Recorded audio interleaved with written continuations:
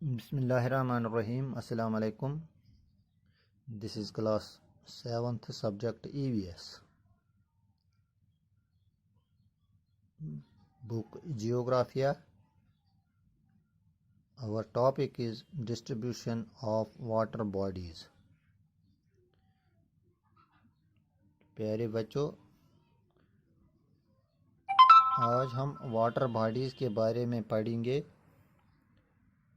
تو آپ اپنی کتاب کا پیج نمبر 32-33 نکالیے، جہاں پر ہم آج water bodies, distribution of water bodies کے بارے میں پڑھیں گے. ہم سب جانتے ہیں کہ 3/4 آف دا واٹر کورز دا ارتھ، یعنی 4 حصوں میں سے 3 حصے زمین کے پانی ہیں اور ایک ہی حصہ خشکی ہے. تو 3 حصے ہو کر بھی کچھ ملکوں میں پانی کی کمی پڑ جاتی ہے، یعنی 72% of land is covered by water. اگر ہم دیکھیں گے کہ پرسنٹیج کے حساب سے اوشن واٹر 97.3 جو سیلین واٹر ہوتا ہے، جو پینے کے لائق نہیں ہوتا ہے، یا آئس کیپس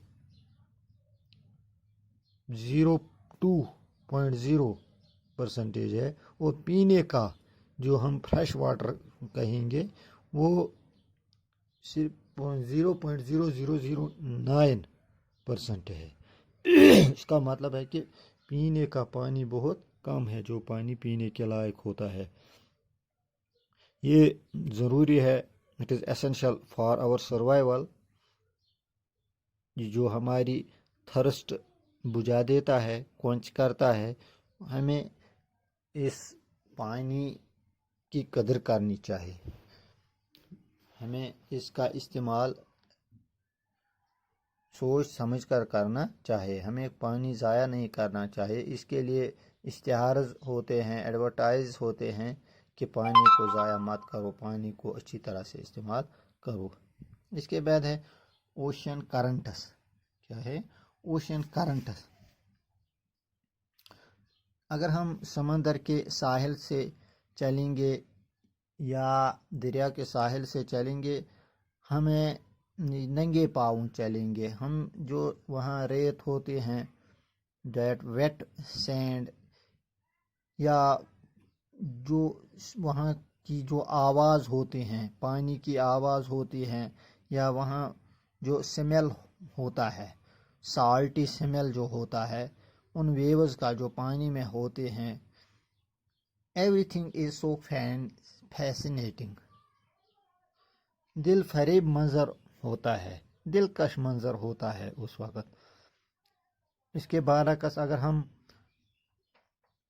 پونڈس دیکھیں گے یا لیکس دیکھیں گے یا اوشن واٹر دیکھیں گے، وہ پانی بھی تھوڑا موو کرتا ہے، لیکن وہ آواز وغیرہ ہمیں نہیں آتی ہیں.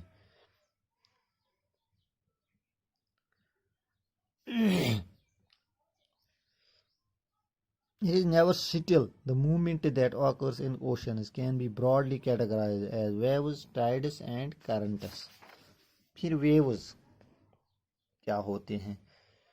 اگر ہم کوئی چیز پانی میں ڈالتے ہیں، پتھر ڈالتے ہیں یا کوئی چیز یا بال کوئی ہماری ہوتی ہے، جیسے ہم یہی کہیں گے، اگر پتھر ڈالیں گے وہ نیچے جاتے ہیں اور ویوز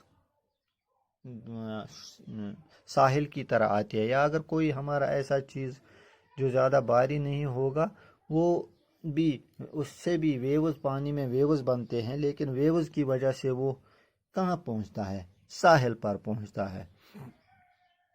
یہ ویوز ہوتے ہیں. اور کچھ ویوز جو سٹرانگ ویوز ہوتے ہیں جنہیں سنامی کہتے ہیں، جو ڈیو ٹو سٹارمز آتی ہیں، سنامی یا ارتھ کوئک، والکینک ایرپشن، ان وجہ سے ان وجوہات سے سونامی آتے ہیں. یہ سٹرانگ ویوز ہوتے ہیں جو بھاری تباہی مچا دیتے ہیں.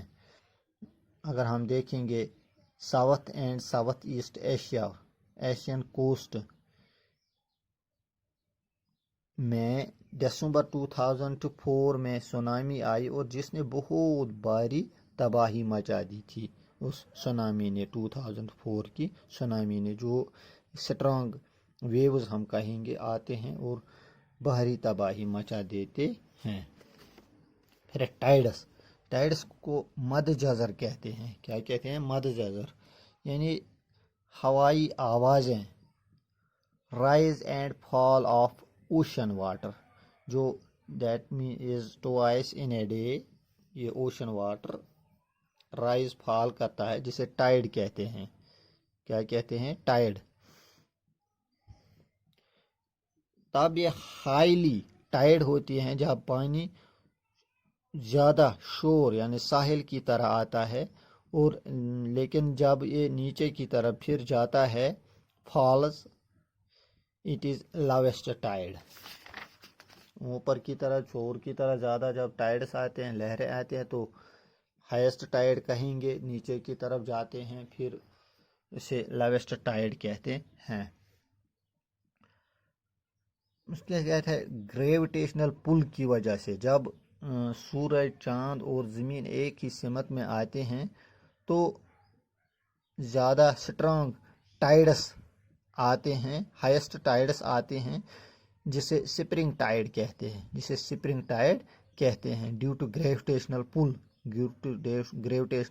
پل. اور پھر لو ٹائڈ بھی ہوتے ہیں جب یہ چاند اپنے پہلے اور آخری کوارٹر میں ہوتا ہے.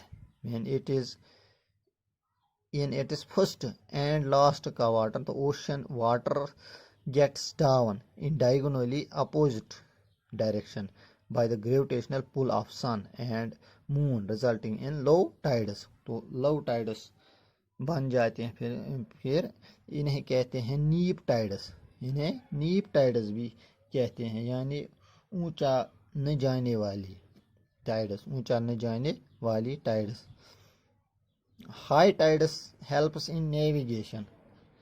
کشش ثقل کرتے ہیں جب ہائی ٹائڈس ہوتے ہیں کشش ثقل کرتے ہیں اور جہاز رانی اس میں آسانی ہوتی ہے. اور پناہ گاہیں اگر سمندروں میں جھیلوں میں کچھ ہوتے ہیں وہ پناہ گاہوں میں آسانی سے پہنچ جاتے ہیں. اور جو یہ مچھلی پکڑنے والے ہوتے ہیں فشر مینز ہوتے ہیں ان کو مچھلیاں پکڑنے بھی ان ہائی ٹائڈس کے دوران آسان ہوتی ہیں کیونکہ یہ ساحل کی طرف مچھلیاں آتے ہیں تو ان فشر مینز کو یہ مچھلیاں پکڑنی آسان ہوتی ہیں. پھر ہے اوشن کرنٹس. ہم کہیں گے یہ آرگینیٹ کرتے ہیں. اس میں دو قسم کے ہوتے ہیں cold ocean currents and warm ocean currents.